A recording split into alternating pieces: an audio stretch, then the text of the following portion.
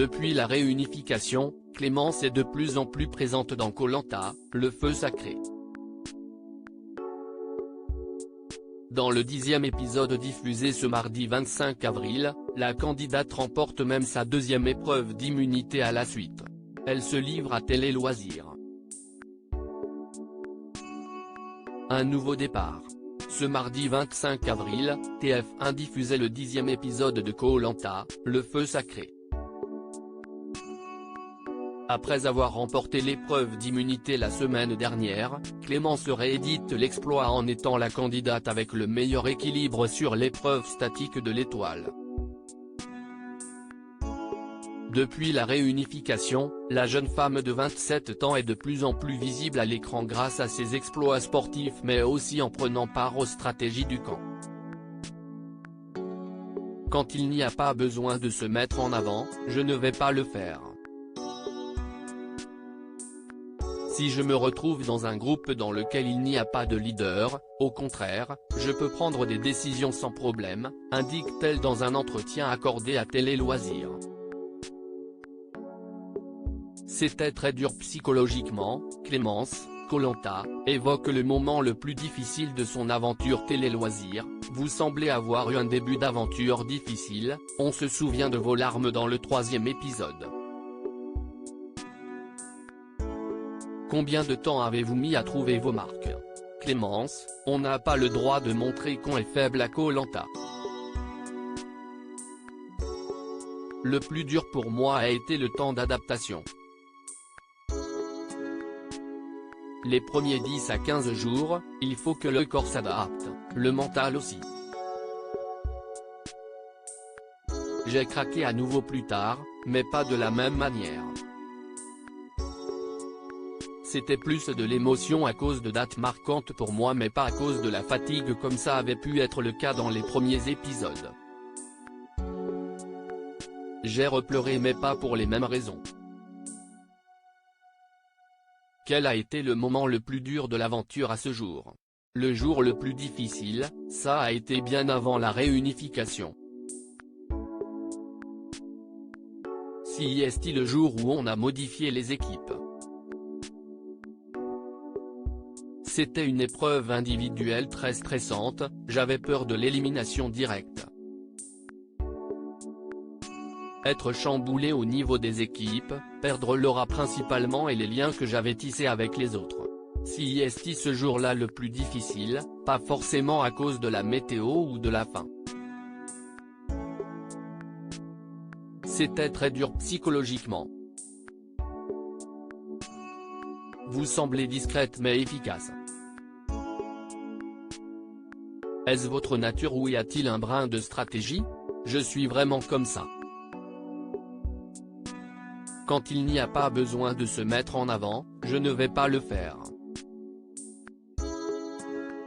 Si je me retrouve dans un groupe dans lequel il n'y a pas de leader, au contraire, je peux prendre des décisions sans problème. Quand je sens que ce rôle est déjà assumé, je n'ai pas besoin de diriger un groupe, je ne m'affirme que si est nécessaire. Si est pour ça que j'étais assez discrète, il y avait quand même des personnalités assez fortes qui prenaient le groupe en main. Je n'avais pas envie d'avoir ce rôle-là.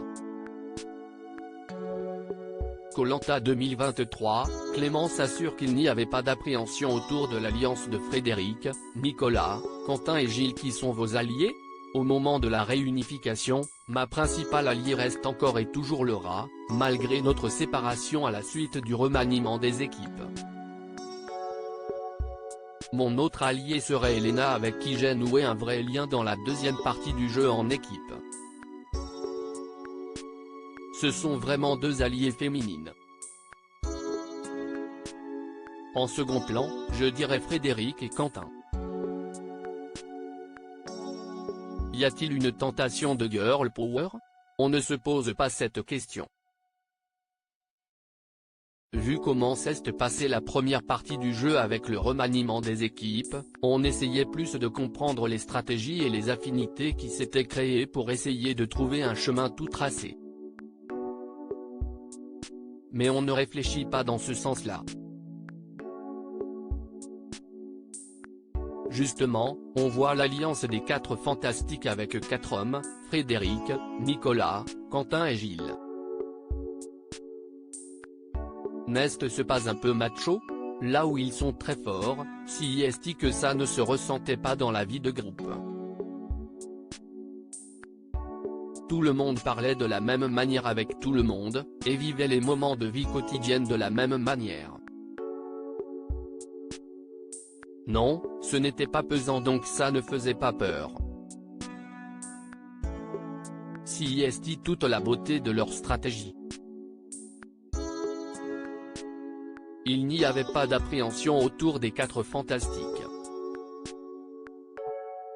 La page ne sera jamais tournée, confie Clémence, Koh-Lanta, le feu sacré, à propos de l'assassinat de sa sœur. Le meurtre de votre sœur a bouleversé votre vie. Koh-Lanta est-il un moyen de tourner la page? Faire Koh-Lanta ne m'a pas aidé à passer à autre chose ou à faire mon deuil. Si est-il un événement familial qui se vit entre proches. Participer à une aventure individuelle ne peut pas faire tout oublier à une famille entière. La page ne sera jamais tournée, elle fait partie de notre histoire, il faudra continuer à avancer avec. Vous vous révélez depuis la réunification. C'est une nouvelle Clémence? Ce que j'attendais, c'était effectivement de pouvoir me révéler de manière individuelle. Dans un groupe, j'ai tendance à me mettre là où je fais le moins de bruit. Je m'adapte. Là, je n'ai besoin de personne d'autre, je ne réfléchis plus en termes de groupe, donc la réunification m'a libéré. D'autant plus que vous avez gagné la première épreuve d'immunité. Énorme satisfaction? C'était grandiose. Gagner la première immunité de la réunification, c'était un rêve. Si est juste sacré, ça marque vraiment les esprits. Ce qui m'étonne encore aujourd'hui, si est qu'au moment où je gagne, je n'explose pas de joie. Je me souviens avoir fait un petit S, je m'en vais et je rejoins Denis. Je suis toujours dans la discrétion. Ça reste un moment magique et je m'en souviendrai toujours. Selon vous, quel est l'aventurier le plus redoutable? Je dirais que ça reste celui que je trouvais le plus redoutable depuis le début du jeu, Nicolas. Il a fait une forte impression dès le début avec le parcours du combattant et le talisman du feu sacré. Il dirigeait son équipe jaune de manière calme et posée. Sur les épreuves, il arrivait à les cadrer et les canaliser comme un bon chef de rang. Si est celui qui a le plus de capacité et de polyvalence. Dieu sait à quel point si est important dans Koh-Lanta. À lire aussi pas vu à la télé dans Koh-Lanta. Grâce dévoile les coulisses de son abandon, j'ai demandé à parler à la production.